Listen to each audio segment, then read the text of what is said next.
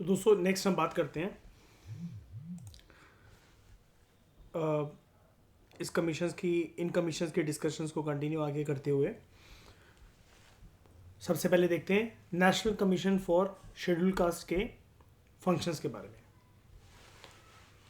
जो फंक्शंस हैं national commission for schedule caste के, वो क्या हैं?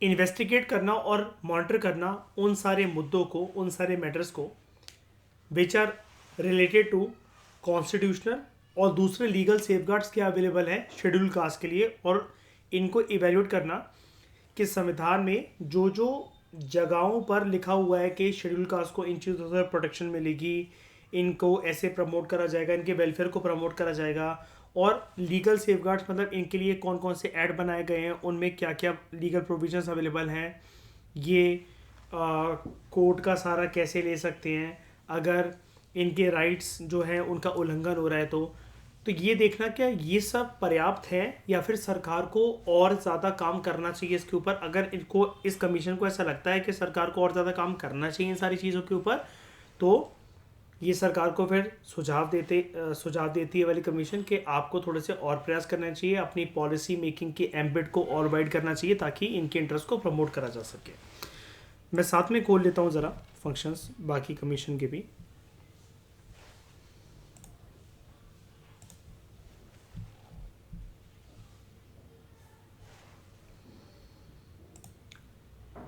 यहाँ पर भी अगर आप देखोगे functions of the national commission for scheduled tribe, same point यही है, इन्वेस्टिगेट करना और मॉनिटर करना उन सारे मुद्दों को कि क्या कॉन्स्टिट्यूशनल लीगल सेफगार्ड्स अवेलेबल हैं शेड्यूल्ड ट्राइब्स की प्रमोशन के लिए, उनकी वेलफेयर के लिए, इवेल्युएट करना उनकी वर्किंग को कि अभी तक जो जो सेफगार्ड्स अवेलेबल है उन्होंने सही तरीके से काम करा कि नहीं करा। Similarly national commission for backward classes का भी फंक्शन यही है, सबसे पहला सबसे प्रोमिनेंट फंक्शन, इन्वेस्टिगेट करना और मॉनिटर करना उन सारे मुद्दों को which are related to the constitutional and other legal safeguards, ताकि सोशली और एजुकेशनली बैकवर्ड क्लासेस को प्रोत्साहन मिले, वो सोसाइटी में अपने दर्जे को ऊंचा कर सकें। ये देखना कि अभी तक जो जो चीज़ें करी गई सरकार के द्वारा उतने प्रयास, क्या उतने इनिशिएटिव्स पर्याप्त हैं, आर दे इनफ, या सरकार को और कुछ करना चाहिए। इवेल्युएट करना इन सब की वर्किंग को, इन सारी पॉलिसीज़ को, स्कीम्स को, और सरकार को सुझाव देना कि और कुछ कैसे करा जा सकता है इनकी सोशल इकोनॉमिक कंडीशंस को बेटर करने के लिए, इनको एजुकेशनली और सोशली और ज़्यादा अपलिफ्ट करने के लिए। ठीक है, कोई दिक्कत तो नहीं पहले वाले तीनों पॉइंट में, तीनों कमीशंस के पहले फंक्शन में सेम है बिल्कुल, ठीक है, एक ही बात है। उसके बाद इंक्वायरी कंडक्ट करना into specific complaint with respect to the deprivation of rights and safeguards of the schedule caste. Schedule caste जो हैं वो, उनको क्या अधिकार मिलने चाहिए थे, और शेड्यूल कास्ट की बड़े टाइम से अगर कंप्लेंट आ रही है कि इन अधिकारों से वो वंचित रह गए हैं, जिसकी वजह से उनको लोकतांत्रिक व्यवस्था जो है, हमारी जो डेमोक्रेसी है, डेमोक्रेसी के अंदर मिलने वाले जो राइट्स हैं वो उनको मीनिंगलेस लग रहे हैं। कि ये कंट्री, इस देश की कानूनी व्यवस्था, लोकतांत्रिक व्यवस्था, ये हमारे अगेंस्ट वर्क कर रही है, ऐसा फील नहीं करवाना उनको। तो ये कमीशन डेडिकेटेडली ऐसी कंप्लेंट्स को इंक्वायर करती है, उसके ऊपर इंक्वायरी कंडक्ट करती है। अगर बड़े टाइम से ऐसी कंप्लेंट आ रही है, चाहे वो एक बंदे की आ रही हो, चाहे फिर मल्टीपल मेंबर्स की आ रही हो who belongs to schedule caste, और फिर सरकार को ये सब बताना कि देखो ये राइट्स और सेफगार्ड्स इनको मिलने चाहिए बदलते वक्त, ज़माने और हालातों के अनुसार, लेकिन नहीं मिल पा रहे हैं, ये कम्युनिटी उनसे वंचित रह गई है। सिमिलरली अगर हम बात करें national commission for schedule tribe की, टू इंक्वायर करना, to conduct inquiry into specific complaints. Specific मतलब क्यों, यहाँ पर स्पेसिफिक बात किसके लिए करी जा रही है? शेड्यूल कास्ट के लिए, यहाँ पर शेड्यूल ट्राइब के लिए, with respect to the deprivation of rights and safeguards of the schedule tribe. और similarly national commission for backward classes के केस में बात करें, to enquire into specific complaints with respect to deprivation of rights and safeguards of socially and educationally backward classes, कि इनको क्या अधिकार मिलने चाहिए थे और ये किससे वंचित रह गए हैं, और सरकार को क्या करना चाहिए उसके लिए सरकार को सुझाव देना। उसके बाद आपको इतना तो पता है ना कि ये एक प्रकार से एक रिकमेंडरी या फिर एडवाइजरी बॉडी की तरह ही काम करेगी, भले ही कॉन्स्टिट्यूशनल बॉडी है। हाँ, पावर है, फंक्शन है, कुछ भी है, लेकिन अल्टीमेटली सरकार ही मानेगी। ये बॉडी क्या अपने आप से एक्ट या कानून ले आएगी उनके लिए कुछ करने को? बताओ, ऐसा होगा? एडवाइजरी रिकमेंडरी नेचर ही है ना इसका, शाइनी श्रेया, है ना गौरव?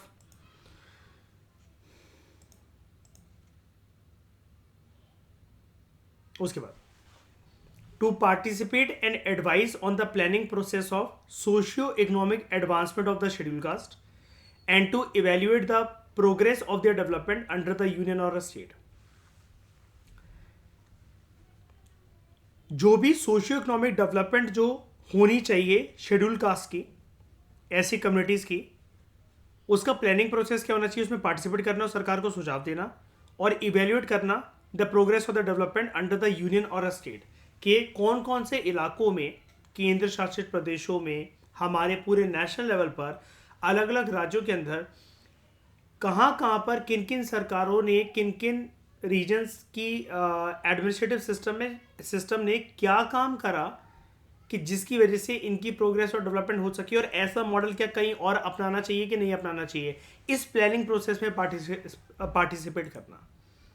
Similarly when we talk about national commission for scheduled tribes, तो to participate and advise on the planning process of socio economic development of scheduled tribes और इवेल्युएट करना the progress of the development under the union और state.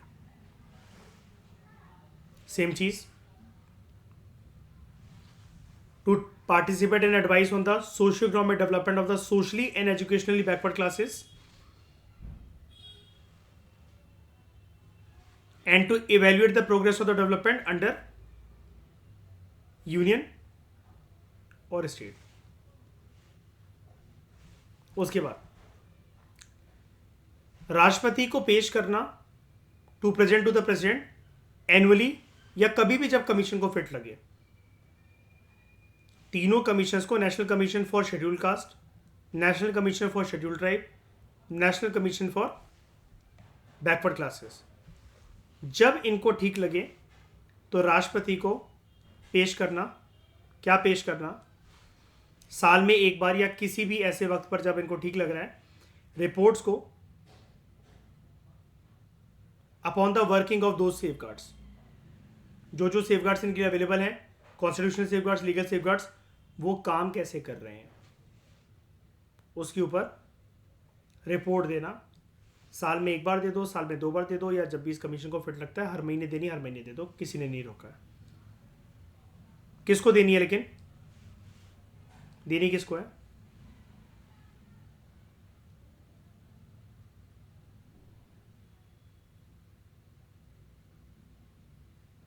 राष्ट्रपति को, okay, president को। उसके बाद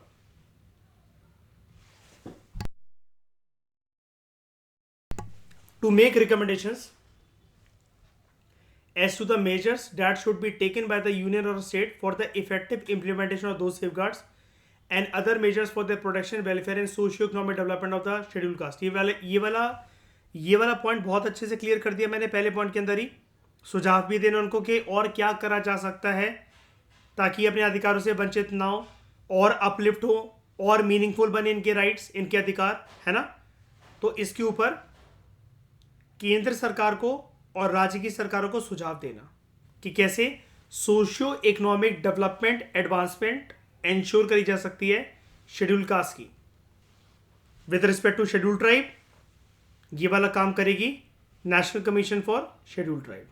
ठीक है, सरकार को, यूनियन गवर्नमेंट को, स्टेट गवर्नमेंट को रिकमेंडेशन देना कि जो भी सेफगार्ड्स अवेलेबल हैं वो प्रॉपर तरीके से अगर काम नहीं कर रहे हैं या कहीं पर भी कोई भी गैप है तो और इफेक्टिव तरीके से उनको इम्प्लीमेंट कैसे करा जा सकता है, और कुछ other measures for the protection, welfare and socio economic development of scheduled tribes. Similarly when it comes to socially and educationally backward classes, तो यूनियन स्टेट गवर्नमेंट को रिकमेंड करना कि इफेक्टिव तरीके से सेफगार्ड्स को कैसे इम्प्लीमेंट करा जा सकता है ताकि protection, welfare and socio economic development ensure हो सोशली एजुकेशनली बैकवर्ड क्लासेस की। ये काम होगा एनसीपीसी का, national commission for backward classes. Okay, उसके बाद to discharge such other functions in relation to the protection, welfare and development and advancement of SCs as the president may specify. इन सारे मुद्दों के अलावा कभी भी राष्ट्रपति को अगर लगता है, राष्ट्रपति जी को अगर लगता है कि कोई और मुद्दा है जो कि एक बाधा बन रहा है, एक अड़चन बन रहा है, it is creating a hurdle for the advancement of such communities, तो जैसा कि प्रेसिडेंट स्पेसिफाई करेंगे उन सारे फंक्शंस को डिस्चार्ज करना ये इस कमीशन के लिए अनिवार्य हो जाएगा, ये इस कमीशन की ड्यूटी बन जाएगी, ये ड्यूटी बाउंड हो जाएगी commission. National commission for schedule caste के साथ ऐसा होगा प्रेसिडेंट के बोलने के बाद, national commission for schedule tribe के साथ भी ऐसा होगा प्रेसिडेंट के बोलने के बाद, और national commission for backward classes के साथ भी ऐसा होगा अगेन प्रेसिडेंट के बोलने के बाद। ठीक है, to discharge such other functions in relation to the protection, welfare, development and advancement of schedule caste, schedule tribe and socially and educationally backward classes, जैसा कि प्रेसिडेंट स्पेसिफाई करेंगे from time to time. I hope ये तीनों bodies के ये जो common functions हैं समझ में आए होंगे।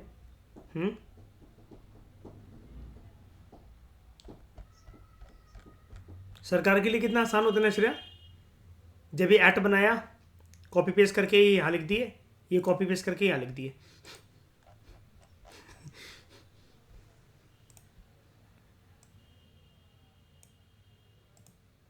उनको क्या पता था हम तीनों चैप्टर एक साथ पढ़ने वाले हैं।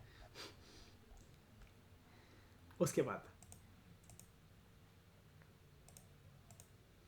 रिपोर्ट ऑफ द कमीशन, जैसा कि हमने अभी तक इन चैप्टरों में पढ़ा, सबसे पहले अगर हम लोग national commission for schedule caste की बात कर लें, the commission presents an annual report to the president, लेकिन ज़रूरी है कि एनुअली होगी। अभी पहले हमने क्या पढ़ा यहाँ पर, as it may deem fit, जैसा कि उसको लगे, at such other times also as it may deem fit, as it may consider fit. तो कमीशन जो है वो एक एनुअल रिपोर्ट प्रेजेंट करती है national commission for schedule caste president को। It can also submit a report as and when it thinks necessary. तो राष्ट्रपति क्या करते हैं इस रिपोर्ट का, जस्ट अ मिनट, प्रेसिडेंट, और प्रेसिडेंट इस रिपोर्ट को कहाँ रखते हैं, पार्लियामेंट के सामने। जब हम लोग पार्लियामेंट की बात करते हैं तो पार्लियामेंट के अंदर यहाँ पर कितने हाउसेस को आप मान के चल रहे हो,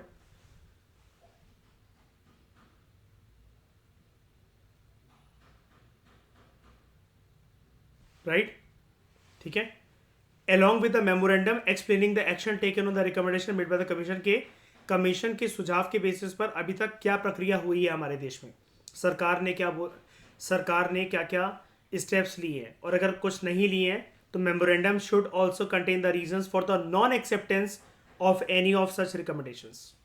क्यों नहीं माना गया, क्योंकि फालतू थोड़ी है ना कमीशन ये, जब डेडिकेटेड ही है कम्युनिटी के वेलफेयर के लिए, अगर कोई सुझाव दे रही है तो सरकार अगर मान रही है तो क्यों मान रही है, नज़रअंदाज कर रही है तो क्यों नज़रअंदाज करा, हर चीज़ की एक्सप्लेनेशन दी जाएगी। ओके, प्रेसिडेंट इन सारी चीज़ों को पार्लियामेंट के सामने रखते हैं। President also forward any report of the commission pertaining to a state government to the state governor. क्यों, अभी हमने देखा था ना, national commission for backward classes, चाहे national commission for schedule caste, schedule tribe या बैकवर्ड क्लासेस हो, उसका काम बेसिकली ये भी होता है, ये to make recommendations as to the measures that should be taken by the union of the state, यानी कि राज्य की सरकारों को भी क्या डिसीजन लेना है। क्योंकि आप एक चीज समझते होगे ना, चाहे शेड्यूल कास्ट की बात हो, चाहे शेड्यूल ट्राइब की बात हो, चाहे बैकवर्ड क्लासेस की बात हो, यार कोई ना कोई किसी न किसी रीजन से ही तो आ रहा है ना। मैंने जैसा कि आपको बताया था, यूनियन गवर्नमेंट या सेंट्रल गवर्नमेंट एक टर्म यूज करना एक भ्रम है ना, ये कोई जगह होती है क्या, ये कोई जगह है क्या? अगर हम न्यू दिल्ली को सेंट्रल गवर्नमेंट मान रहे हैं तो सारे लोग न्यू दिल्ली में रह रहे हैं, सारे ये एसटी एससी या जो भी सेंट्रल लेवल की जो चीजें हैं, इसका मतलब दिल्ली होता है, न्यू दिल्ली होता है? नहीं ना, ज्यादातर चीजें तो स्टेट या स्टेट गवर्नमेंट के साथ ही एसोसिएटेड होती है ना हमारे देश में, राज्य हैं तभी तो केंद्र है, राइट? तो president also forward any report of the commission pertaining to the state government, किसको? राज्यपाल को, स्टेट गवर्नर को। गवर्नर फिर क्या करता है, उस रिपोर्ट को रखता है स्टेट लेजिस्लेचर के सामने। कितने हाउसेस मान के चल रहे हो आप यहां पर? आप मुझसे बोलो, डिपेंड करता है किस बात के हाँ, वो यूनिकैमरल है या फिर बाई कैमरल है। अगर यूनिकैमरल होगा तो जनरली कौन सा हाउस, जनरली नहीं, ऑलवेज कौन सा हाउस होगा वहां पर? विधानसभा, स्टेट लेजिस्लेटिव असेंबली। और अगर वो बाई कैमरल है तो विधान परिषद भी होगा वहां पर, स्टेट लेजिस्लेटिव काउंसिल। और कौन सा ऐसा क्या करा हुआ है? हाँ, मैंने वही बोला था ना, सांस और सूसू लेने के अलावा बेचारा कुछ नहीं कर पाता।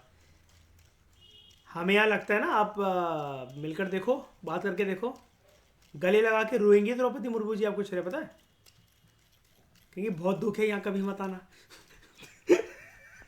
ये जो तुम्हें ट्रू आईएस में वो बेड दिखाया गया था, सब भ्रम है। आज तक नहीं सोई चैन की नींद उस पर मैं। तो क्या राष्ट्रपति भवन उठा के ले जाएंगे मुझे? कहाँ गया यार वो बैट नहीं देखा बड़े दिनों से, कहाँ गया वो बैट?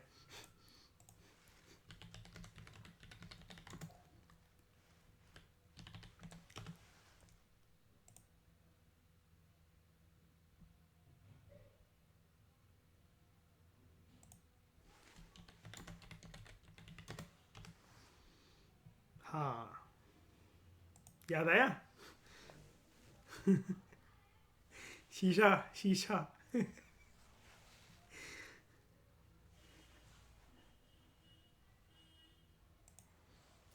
तो governor places it before the state legislature along with a memorandum explaining the action taken on the recommendation of the commission.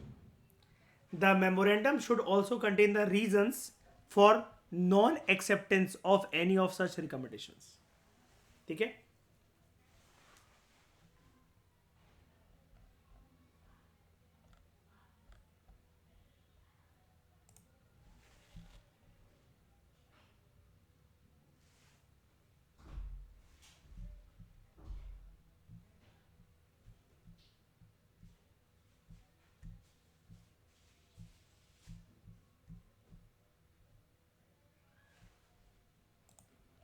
जो national commission for schedule tribes जो है, उसके कुछ अदर फंक्शंस भी है। एक बार के लिए उसको बाद में देखते हैं, पहले ज़रा रिपोर्ट की बात यहाँ पर साथ में हो रही है, तो एक बार ही उसको कर लेते हैं।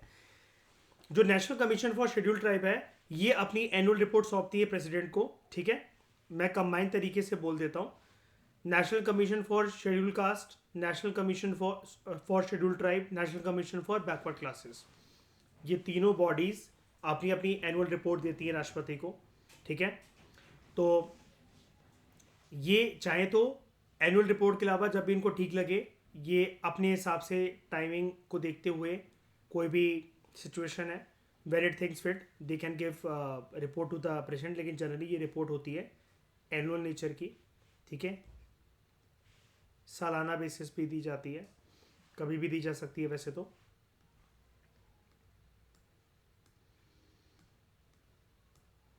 यहाँ पर क्या होता है, प्रेसिडेंट जो है इन रिपोर्ट्स को जो है वो, चाहे किसी भी बॉडी ने इनको दे रखी हो, national commission for schedule caste, schedule tribe, backward classes, उसको पार्लियामेंट के सामने रखते हैं एक मेमोरेंडम को रखते हुए कि सरकार ने कमीशन के कहने पर क्या क्या एक्शन लिए, और अगर कोई एक्शन नहीं लिए, किसी बात को नहीं माना, नॉन एक्सेप्टेंस दिखाई है, तो क्यों दिखाई है। प्रेसिडेंट इन सारी रिपोर्ट्स को, अगर उन रिपोर्ट में राज्य की सरकार के बारे में कुछ दे रखा है तो स्टेट गवर्नमेंट को भी देते हैं। ठीक है, अगर वो स्टेट गवर्नमेंट के साथ कंसर्न है, सॉरी, तो गवर्नर को भी देते हैं। गवर्नर फिर क्या करते हैं कि उसको स्टेट लेजिस्लेचर के सामने रखते हैं। वो डिपेंड करता है कि वो एक यूनिकैमरल स्टेट लेजिस्लेचर है, मतलब स्टेट गवर्नमेंट है, वहाँ पर उसकी व्यवस्था कैसे, यूनिकैमरल या बाइकैमरल, विधानसभा या फिर विधानसभा विधान परिषद दोनों को दिया जाएगा। वहाँ पर जो है governor, he or she places it before the state legislature along with a memorandum explaining the action taken on the recommendation of the commission. The memorandum should also contain the reasons कि अगर कोई बात commission की नहीं अपनाई गई है तो क्यों नहीं अपनाई गई है। ठीक है,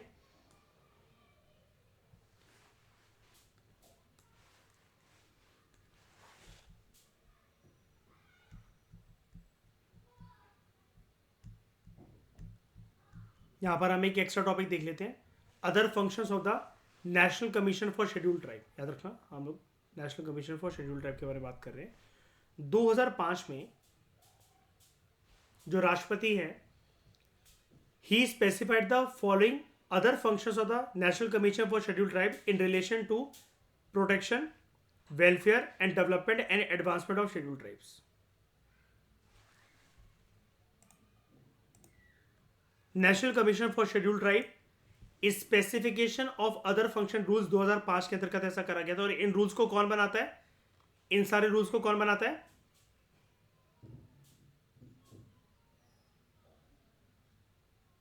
प्रेसिडेंट। टेन्योर के रूल्स को कौन बनाता है?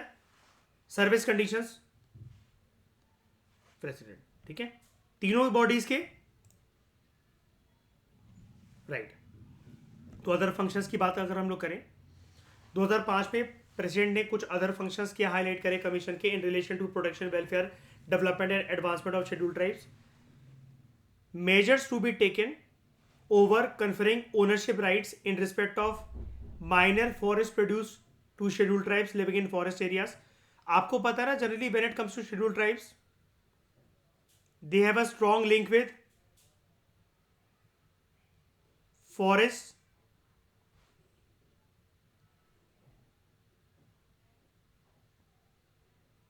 and its resources। इनके ट्रेडिशनल राइट्स फॉरेस्ट राइट्स के साथ ये एसोसिएटेड होते हैं। जब इनको हम लोग मेन स्ट्रीम सोसाइटी के अंदर मर्ज करते हैं तो सोशियोलॉजिकली उसको क्या बोला जाता है? पागल हो गए हो?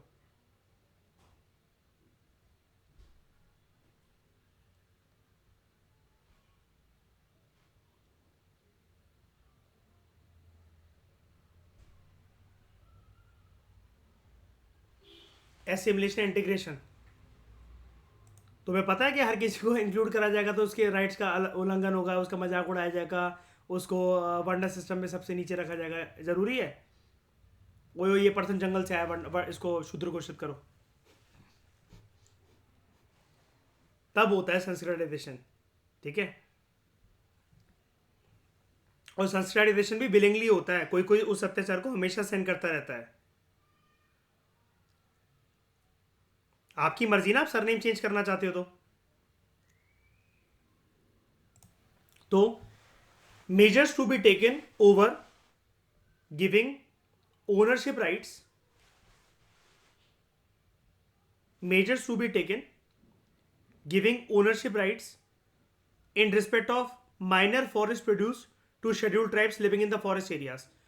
जो जंगलों के आसपास, जंगलों में दो जगह होती हैं, करंट अफेयर में पढ़ाया था, PMFIS में भी पढ़ाया था, श्रेय याद है? एक तो कोर एरिया, एक peripheral area. Right, core areas में बहुत सेंसिटिव राइट्स होते हैं, क्योंकि वहां पर आपको अगर जंगल है तो वाइल्ड लाइफ भी होगा, स्पीशीज भी होंगी, उनका भी ध्यान रखना है। राइट, उनको ज्यादा बेटर तरीके से उनकी हंटिंग किलिंग कौन कर सकता है? किसके पास ओपन राइट्स होते हैं? ट्राइबल ग्रुप्स के पास, इन्हीं ट्राइबल ग्रुप्स के पास, है ना। आप जाके कह सकते हो यार उन्होंने भी यार 4 जो है वो पिकॉक मारे हैं, मुझे भी मारने। उनके पास तो खुद की गवर्नमेंट चलाने का भी अधिकार होता है अपनी तरीके से, उनके ट्रेडिशनल राइट्स को देखते हुए। होता है कैसा कि नहीं होता? ट्राइबल ग्रुप्स की बात कर रहा हूं, मतलब मैं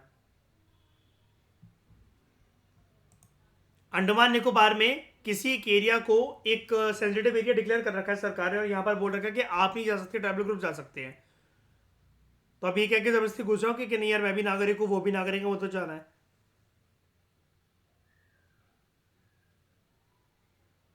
याद है ना, वो एक ऑस्ट्रेलियन गया था वहां पर, अमेरिकन था या ऑस्ट्रेलियन था पता नहीं, कोई भाला घुसा दिया था उसकी छाती में ट्राइबल लोगों ने। तो measures to be taken over conferring ownership rights in respect of minor forest produce to scheduled tribes living in the forest areas। Measures to be taken to safeguard rights of the tribal communities over mineral resources, water resources as per law। Measures to be taken for the development of tribals and to work for more viable livelihood strategies। कुछ ऐसे measures लिए जाने चाहिए, कुछ ऐसे प्रयास करे जाने चाहिए to improve the efficacy of relief and rehabilitation measures for tribal groups जो डेवलपमेंट प्रोजेक्ट्स की वजह से डिस्प्लेस हो गए हैं। तो यहां पर डिस्प्लेसमेंट की वजह से हमेशा क्या एक इशू आता है? रिहैबिलिटेशन का। और ये कैसे डेवलपमेंट प्रोजेक्ट्स हो सकते हैं?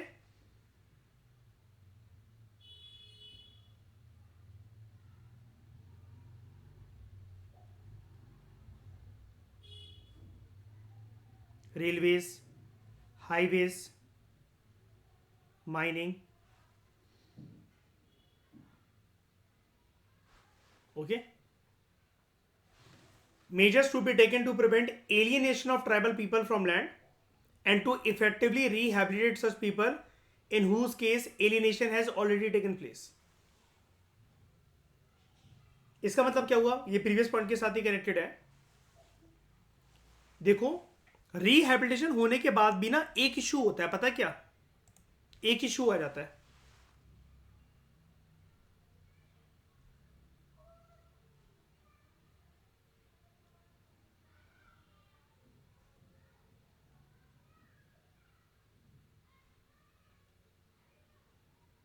मानते हो? Loss of culture and traditions.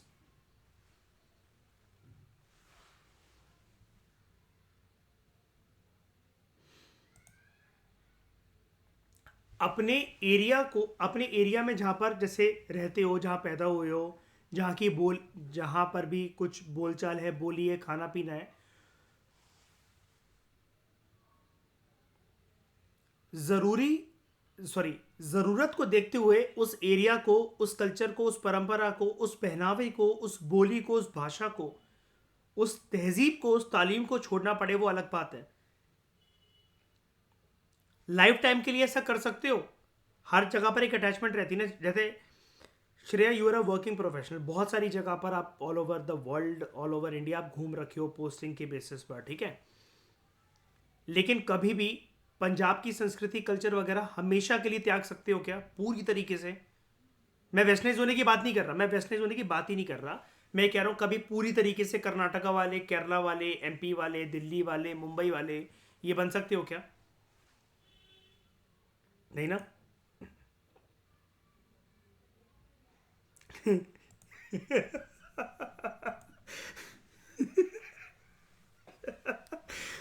कह रहा भगा दे तो. मयूर, मयूर तुम कम बोला करो, फाउंडेशन कोर्स का मालिक मैं हूँ, ठीक है. मेरी बातों का बुरा कोई नहीं मानेगा, ठीक है.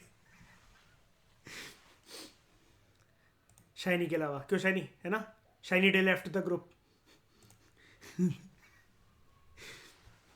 सॉरी शाइनी, लेकिन ये बोलकर पता है दिल को सुकून मिला.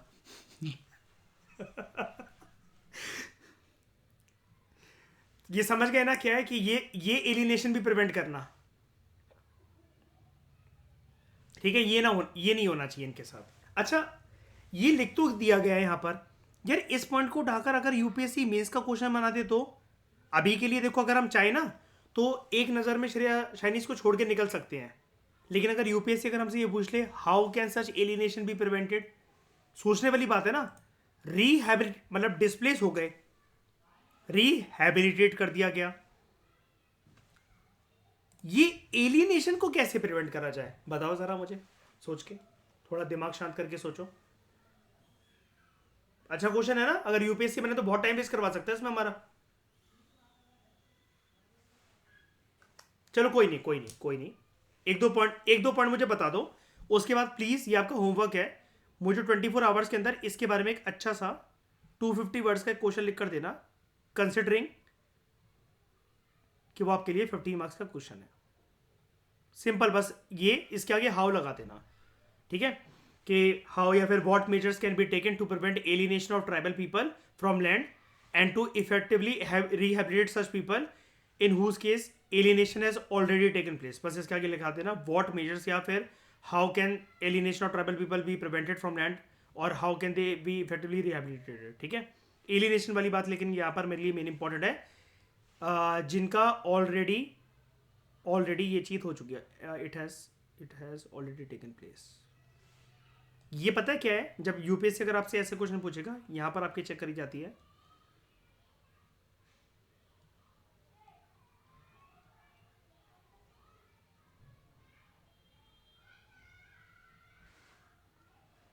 अच्छा, मुझे जेन्युइन तरीके से एक चीज बताना.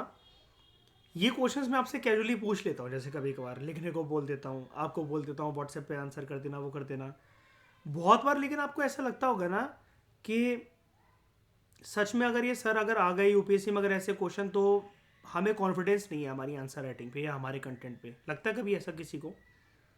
हमें नहीं पता कि हमारे जो स्टेप्स हम लिख रहे हैं, रिकमेंडेशन वगैरह, हम सही है कि नहीं है, हमें इसके लिए रिवॉर्ड करा जाएगा कि नहीं करा जाएगा। दूसरी चीज़ एक ये थॉट आता है कभी कि सर गूगल से कॉपी पेस्ट करके रख रहे हैं, मैंने बहुत सोचने की कोशिश करी, दिमाग ही नहीं चलता सर इस पर, कितना भी सोच लें अच्छा पॉइंट नहीं बन पाते हैं। ये दिक्कत पता है कहाँ से दूर होगी, डोंट वरी, मैं इसलिए तो एक स्टेप आगे लेकर जा रहा हूँ। मैं पागल हूँ कि लक्ष्मीकांत करवाने के बाद ये वाला सबमिट करवा रहा हूँ आपको।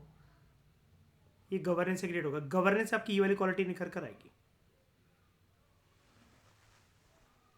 इसलिए एक डेडिकेटेड बुक है हमारे पास श्रेया उसकी स्टडी IQ वाली, और भी सोर्सेज मैं दूंगा उसमें, तभी ऑटोमेटिकली आपको समझ में आ जाएगा। कोई परेशान होने वाली बात नहीं। मैंने क्योंकि माँ के पेट से थोड़ी ना ये सॉल्यूशंस बनाए अपने आप, या कि मैं बहुत ज़्यादा पढ़ता हूँ, डाइवर्स रीडिंग करता हूँ। मैं कुछ नहीं पढ़ता, मुझसे कभी कोई इंप्रेस मत होना। मैं ना बेसिक NCERTs वगैरह पे रहता हूँ। हाँ, मैं पहले बहुत कुछ पढ़ता था तो हर एग्जाम में फेल होता रहता था, ठीक है। मैं बेसिक बुक्स पढ़ता हूँ, उसके बाद मेरे पास जितना ज्ञान है ना वो 2018-19 का करंट अफेयर का ज्ञान है, ठीक है, सच्ची। उसके बाद मैं कुछ भी नहीं पढ़ा करंट अफेयर में, उस टाइम पर बहुत अच्छे से पढ़ा। टू बी फ्रैंक, अगर ये चीज़ आप जितनी जल्दी समझ जाओ उतनी चीज़ अच्छी है। मैं ये हम्बल होने के लिए नहीं कह रहा, ना ही ये कह रहा हूँ कि मुझसे इंप्रेस हो, ना ही ये कह रहा हूँ मुझसे निराश हो। मैं स्टैटिक बुक्स को बहुत अच्छे से पढ़ता हूँ।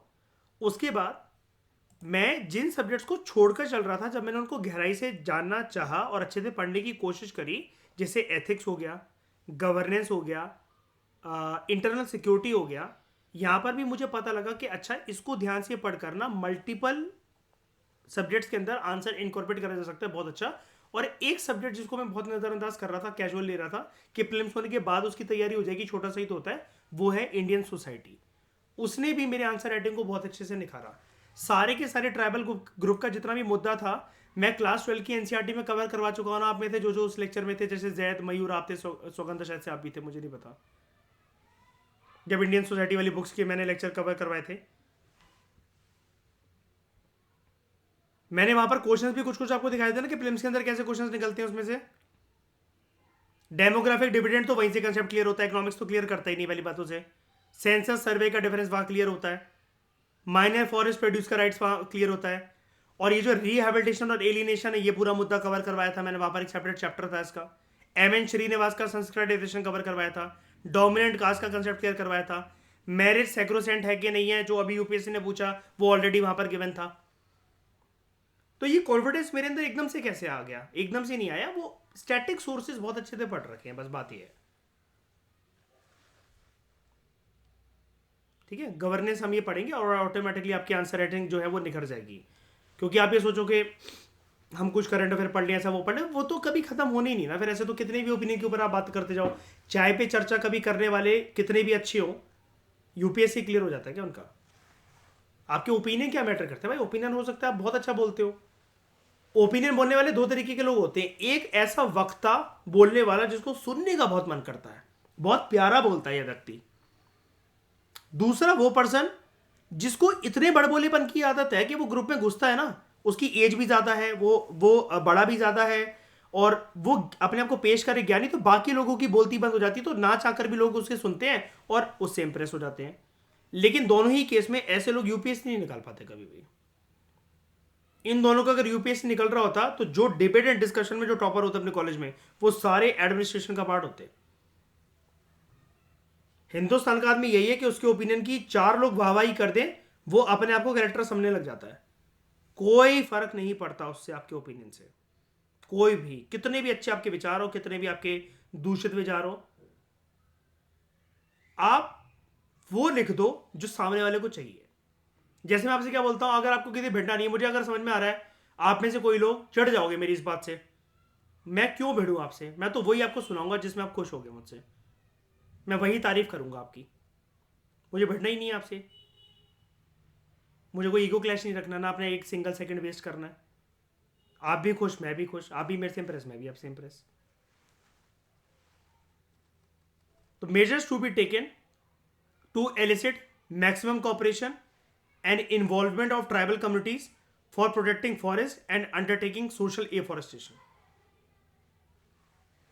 Measures to be taken to elicit, to take out, to involve them in their maximum cooperation and involvement of tribal communities for protecting forests and undertaking social afforestation.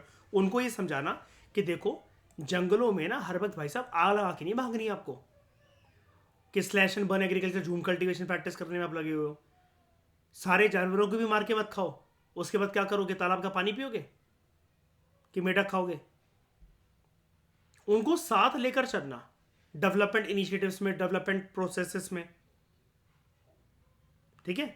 उसके बाद measures to be taken to ensure full implementation of the provisions of PESA act. अब ये मत कहना कि पीसा act क्या sir, पहली बार सुन रहे हैं। 73rd अमेंडमेंट एक्ट याद है, पंचायत वाले चैप्टर के अंदर पूरा कवर करवाया था मैंने। Panchayat extension to the scheduled areas act 1996, और यूपीएससी क्वेश्चन भी पूछ चुका है। ये सब ना गवर्नेंस के बहुत अच्छे बहुत इंपॉर्टेंट एस्पेक्ट हैं जिसको यूपीएससी जिसके बारे में यूपीएससी को क्वेश्चन पूछना बहुत पसंद है। जैसे पीसेट, एक मैंने आपको और एक बताया था, मतलब कभी उसके ऊपर लेक्चर नहीं ले, लेकिन एक वर्ड यूज करा था मैंने, आप जानते भी होंगे शायद से।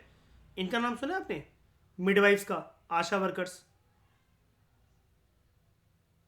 ये बहुत इंपॉर्टेंट है। और मैंने आपसे एक टॉन्ट भी मारा था ना आपको कि भगवान ही आपका फिर रखवाला है अगर आपको आशा वर्कर्स के बारे में नहीं पता तो। ये क्योंकि मुझे मेरे टीचर ने कहा था विजन आईएएस में। उस दिन सारी चट्टा खोल डाला था मैं घर आकर खुद तक में, और फिर दूसरों की बेइज्जती करने के लिए जिंदगी भर ये लाइन कहता रहता हूँ मैं सबसे।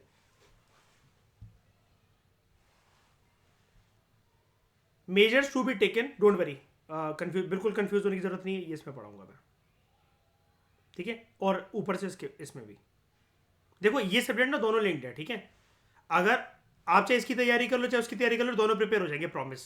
कैसे, वो आप ऑटोमेटिकली आपकी जादू की छड़ी काम कर जाएगी। एथिक्स और गवर्नेंस लिंक्ड है, ठीक है। आपके गवर्नेंस के आंसर के अंदर एथिकल क्वालिटीज लगनी चाहिए।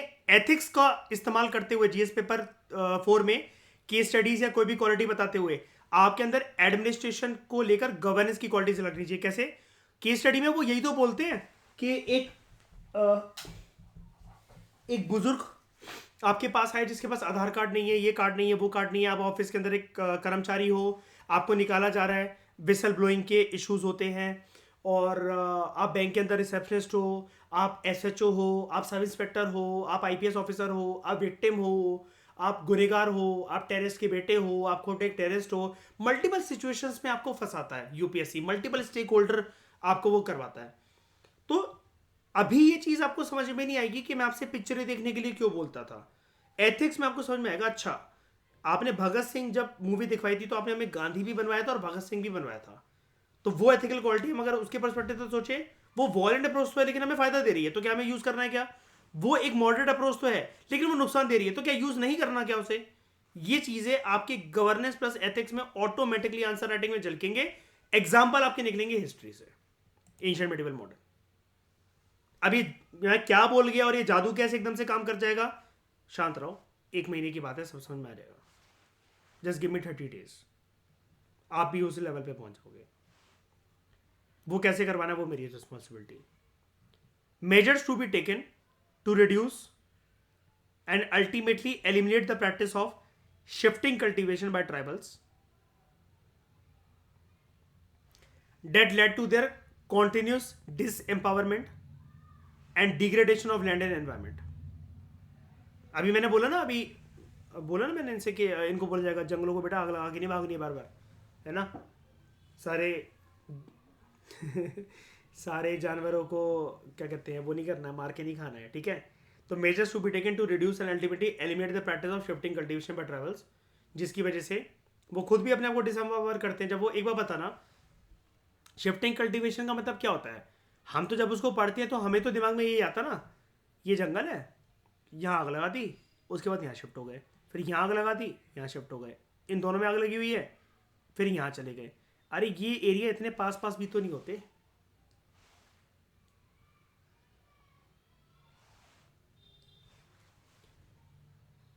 एक क्विंटल गेहूं निकालने के लिए, कुणाल इन लोगों को बताओ, बहुत बड़ी एग्रीकल्चर फील्ड नहीं चाहिए होती है गौरव। 1 क्विंटल किसी भी चीज का अनाज निकालने के लिए, कि वो एक पार्क जैसी जगह में इतने बड़ा, जितना बड़ा पार्क होता है उतने में काम हो जाता है। पार्क काफी बड़ी चीज होती है यार। जितनी श्रेया गुड़गांव में हमारी सोसाइटी होती है ना, नीचे जो पार्क होते हैं काफी बड़े होते हैं ना, देखने से कहते हैं बड़े लगते हैं ना, हम वहां वॉक कर लेते हैं, वो कर लेते हैं।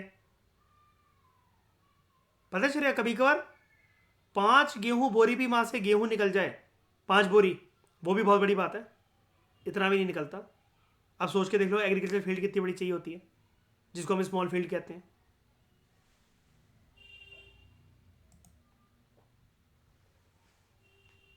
क्योंकि ऐसा भी नहीं है ना कि आप कहीं कदम नहीं रखोगे, जगह जगह पर मतलब बिना गैप छोड़े छोड़े आप क्रॉप पे क्रॉप, क्रॉप पे क्रॉप, क्रॉप पे क्रॉप उगाते चले जाओगे। उसके भी एक वो होती है, एक तरीका होता है उसको भी करने का।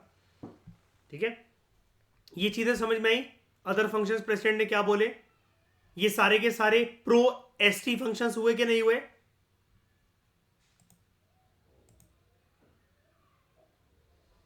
तो उसके लिए प्रेसिडेंट ने क्या बनाए थे, national commission for scheduled tribes, specification of other function rules 2005।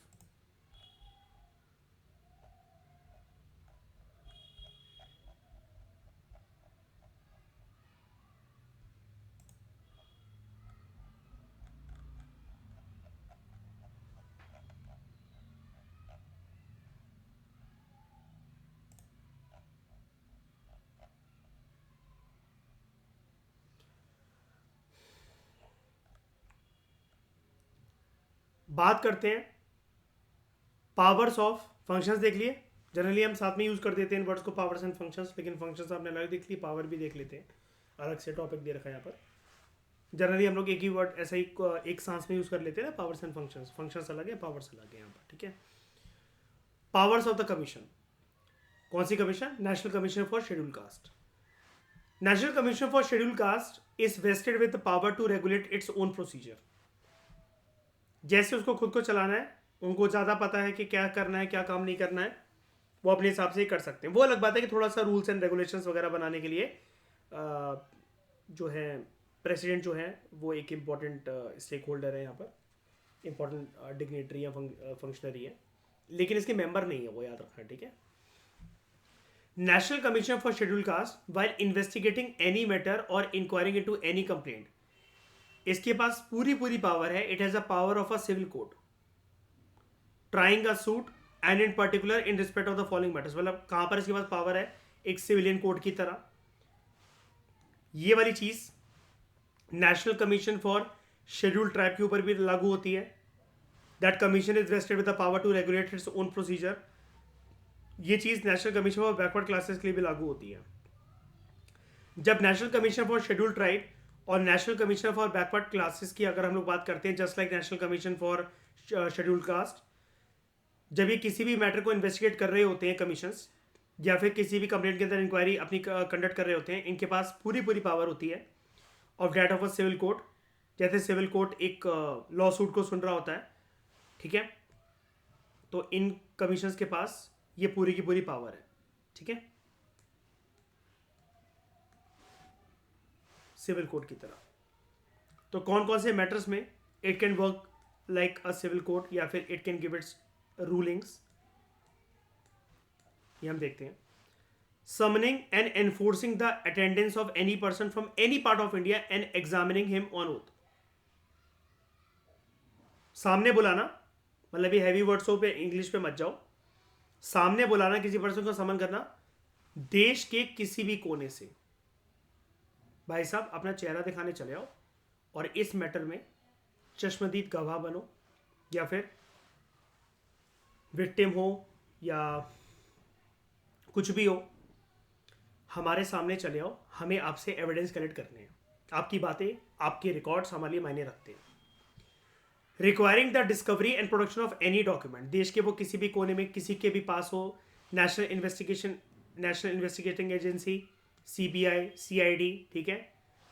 अब वो देखा जाएगा कि बहुत बड़ा कोई नेशनल सिक्योरिटी का मुद्दा है, लेकिन ये भी देखा जाएगा कि क्या उसकी वजह से कोई शेड्यूल कास्ट, शेड्यूल ट्राइब या फिर बैकवर्ड क्लासेस के जो राइट्स है उनका उल्लंघन तो नहीं हो रहा है। तो it can require the discovery and production of any document, तो वो प्रोड्यूस करवा सकता है ये। रिसीविंग एविडेंस ऑन एफिडेविट्स, तीनों की पावर है। रिक्विजिशनिंग, क्योंकि इससे क्या होता है कि देखो ये कोर्ट नहीं है, ये कोर्ट नहीं है। कल को ये मुद्दा जैसे किसी को गुनहगार या बेगुनाह साबित करने के बाद वो कोर्ट में भी तो जाएगा। यार एफिडेविट कुछ नहीं होता है, डॉक्यूमेंट ही होता है which serves as a record, जिसके अंदर आपकी फैक्चुअल रिकॉर्ड्स या फिर आपने जो स्टेटमेंट्स बोल रखी होती हैं या किसी भी चीज़ के ऊपर वो मुद्दा होता है। एफिडेविट एक ब्रॉड रेंज की चीज़ होती है। जैसे अगर आप जाओगे ना तो वो केस टू केस वेरी करता है। जैसे गूगल मीनिंग एफिडेविट का क्या कहता है, देखो एफिडेविट तो बहुत सारी चीज़ों का बनता है, प्रॉपर्टी का बनता है, इसका बनता है, उसका बनता है, हर चीज़ का बनता है। A written statement confirmed by oath और affirmation to use as evidence in court. अभी मैंने आपको बोला कोई भी चीज़, लिए मैंने आपको बोला एक बहुत बड़ी चीज़ होती है। मैं इसका कोई प्रिसाइज मीनिंग दे ही नहीं सकता, क्योंकि वो डिपेंड करता है आप कौन से केस की क्या बात कर रहे हो, कौन सी सिचुएशन के अंदर बात कर रहे हो, कौन से एक पर्टिकुलर टॉपिक या एरिया की बात कर रहे हो आप। ठीक है, रिटन स्टेटमेंट होती है, मतलब यहाँ पर क्या होता है, आपका थप्पा होता है, आपकी मोहर होती है, आपकी बातों की मोहर होती है। आप इसको कोर्ट में प्रोड्यूस कर रहे हो तो मतलब इसका कोर्ट मतलब कोर्ट का एक प्रकार से यहाँ पर जो टाइम बच जाता है। तो ये कमीशन कहती है कि ये सब बातों के ऊपर सर जी हमने पहली जानकारी मतलब हासिल कर रखी है दोनों पार्टी से, अब आप सुनवाई करवा दो फटाफट। इसलिए इसके पास सिविल कोर्ट की पावर है। एफिडेविट इसके पास रेडी है पार्टी ए के, पार्टी बी के, कोर्ट डिसाइड करेगा कि सजा क्या देनी है। जैसे मैं आपको बताता हूँ ना, वो क्या नाम है उसका, आरुषि मर्डर केस याद है, तलवार फैमिली मूवी भी आई थी, है ना। बहुत कोर्ट कंफ्यूज था ना कि क्या करें, मियाँ बीवी को छोड़े या फिर किसको मर्डर के लिए दोषी साबित करना है। पहले तो मम्मी पापा को ही पकड़ लिया कि इन्होंने अपनी बेटी को नौकर के साथ सोते हुए देखा है तो इसलिए मर्डर कर दिया बाप ने, है ना। बाद में फिर कोर्ट ने बाइज्जत बरी कर दिया। अलग अलग केसेस में अलग अलग टाइम पर, क्योंकि एफिडेविट फाइल हो रहे थे कोर्ट के सामने, जो चीज आ रही थी वो उसके बेसिस पे वो चीज कंडक्ट हो रही थी। क्यों, अब किसने एफिडेविट फाइल करा था, याद है, सीबीआई जाती है या सीआईडी होता है, पता नहीं कौन होता है वो, इरफान खान उस मूवी के अंदर वो एफिडेविट फाइल करता है ना कि हमने ये जांच करी है। फिर एक काउंटर टीम भी बनती है उसको काउंटर करने के लिए। लास्ट में बहुत हौच पौच होती है, कभी वो मूवी देखना, है ना। दोनों पार्टीज अपना एफिडेविट फाइल करती हैं। एक बार के लिए कोर्ट पहले तो गुनहगार साबित कर देता है मम्मी पापा को, बाद में उनकी रिहाई हो जाती है। इस कोई मूवी आई थी इसके ऊपर, उसका नाम तलवार था आई थिंक।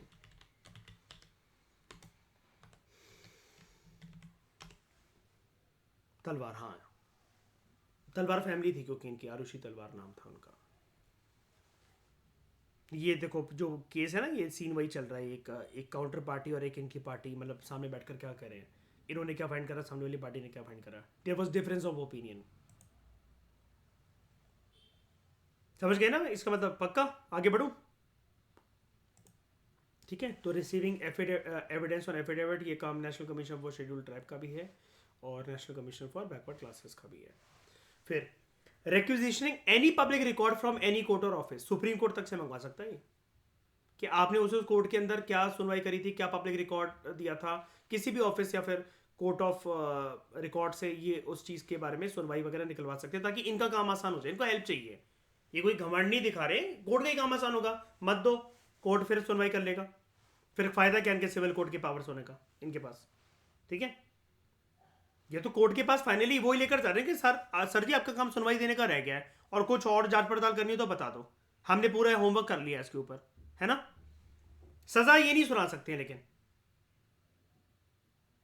ये पूरी की पूरी चीज बोल सकते हैं कि कोर्ट को, जिसके बेसिस पे कोर्ट जो है इनकी एविडेंस को बहुत एक स्ट्रॉन्ग पहलू मानती है। मैं आपको एक चीज बताता हूं, ये केस मेरे मतलब मैंने जाना था इस केस को 2015-16 के आसपास, और एक नोन पार्टी का केस है, मतलब मैं जानता हूँ उस फैमिली को। क्या हुआ था, एक मेरे पापा के फ्रेंड है, उनके ऑफिस से कोई आया होगा, मतलब किसी के साथ उनकी लेन देन चलती होगी या जो भी है। उस पर्सन ने क्या करा, उनके ऑफिस में बैठ के, उनके ऑफिस में कैमरा लगे थे और वो अंकल इधर उधर थे या आने वाले थे, उनका उनके ऑफिस में कोई एक बंदा आया, उनकी डायरी से एक पेज फाड़ कर ले गया। अब पता नहीं उसके पेज के अंदर क्या लिखा था क्या नहीं लिखा था, ठीक है। और ड्रॉर से कुछ सिक्के ले गया उठाकर। वो भिखमंगा नहीं था, लेकिन पता नहीं ऐसा क्यों करा उसने। अब ये चीज़ रिकॉर्ड हो गई, तो उन्होंने अंकल ने पहले थाने में कंप्लेंट लिखवाई चोरी की कि इन्होंने हमारे ऑफिस से कुछ पैसे चोरी करे और ऐसा ऐसा एक बहुत इंपॉर्टेंट हमारा डॉक्यूमेंट था या फिर उस पर कुछ रिटर्न रिकॉर्ड्स लिखा हुआ था, कुछ ट्रांजेक्शन्स लिखी हुई थी, उसका पन्ना चोरी कर लिया और वो वीडियो रिकॉर्डिंग थी।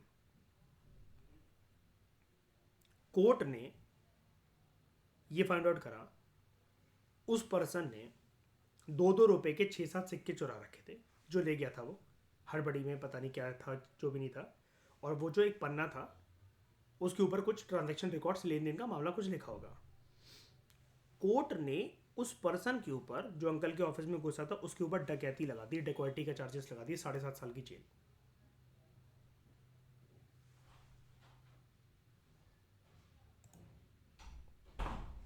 समझ रहे हो? डकैती डकैती है। उस दिन मुझे पता लगा किसी के ऑफिस से 1 रुपए भी चुराना या फिर कुछ भी करना चोरी चोरी है, डकैती डकैती है।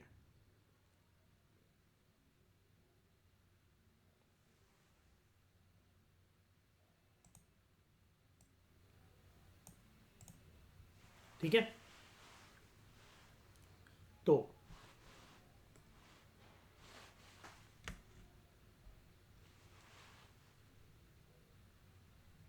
Issuing summons for the examination of witness and documents, हमारे सामने डॉक्यूमेंट्स और ये विटनेसेस को पेश करो, ये वही चीज़ है ऊपर वाले पॉइंट्स।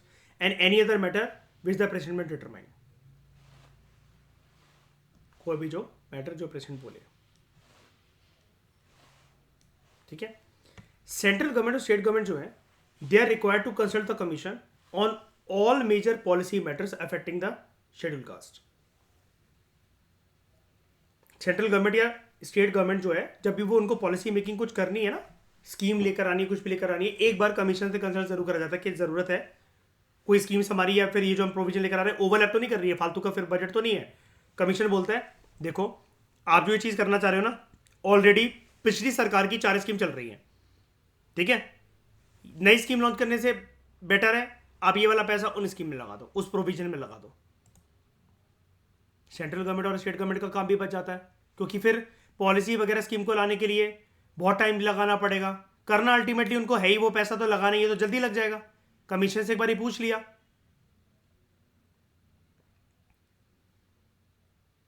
ठीक है, जैसे आपके ऑफिस में ना, आपके ऑफिस में आपके मतलब सारे आपको अलग अलग लोगों को जो लेटर्स भेजने होते हैं वो भेजने होते हैं, तो आपको ना ज्वाइनिंग के बाद जैसे ही आप एसडीएम वगैरह बनते हो आपको एक स्टेनो मिलता है, पता है ये वाली बात आपको। और स्टेनो का भी एक एग्जाम होता है एसएससी के थ्रू, वो आता है वो पर्सन आपके नीचे काम करने, है ना। वो एक लैपटॉप टाइपराइटर लेकर घूमते ही रहेगा आपकी खोपड़ी पे जिंदगी भर, है ना। हाँ, स्टेनोग्राफर। और ऐसे ही आपका एक असिस्टेंट होता है जिसके पास आपके सारे रिकॉर्ड होते हैं। कल को आपके ऊपर कोई केस हो जाता है, कुछ हो जाता है, आप उधर नहीं थे, आप उस पर्सन को बुलाते हो अपने असिस्टेंट को कि तुम मुझे बताओ मैं 12 जुलाई को 9:30 बजे कहां पर था।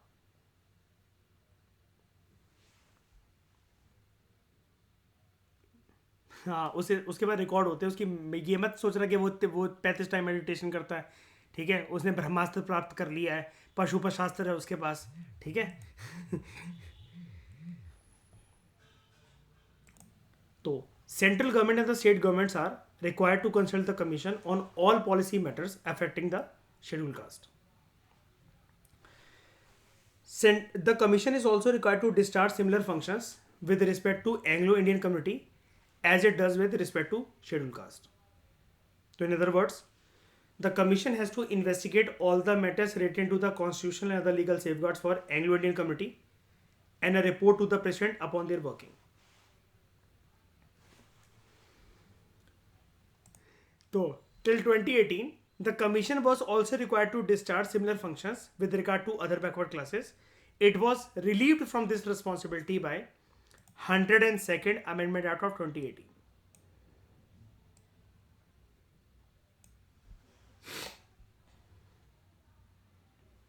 ठीक है, अब ये क्यों, इसको क्यों रिलीफ मिल गई है, ये काम नहीं करना पड़ा।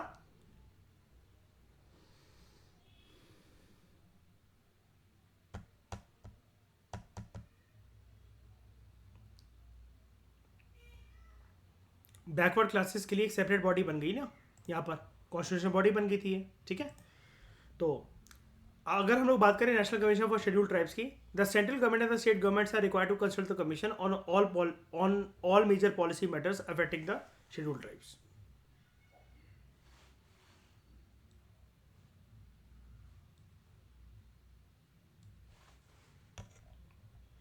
Central government and state governments are required to consult the commission on all major policy matters affecting the socially and educationally backward classes।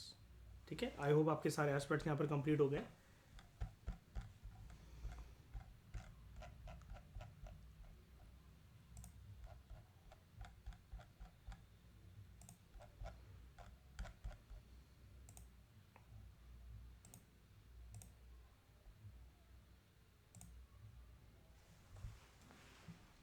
हम लोगों ने इलेक्शन कमीशन कंप्लीट करा, UPSC, SPSC, finance commission, GST council, national commission for schedule caste, national commission for schedule tribe, national commission for backward classes.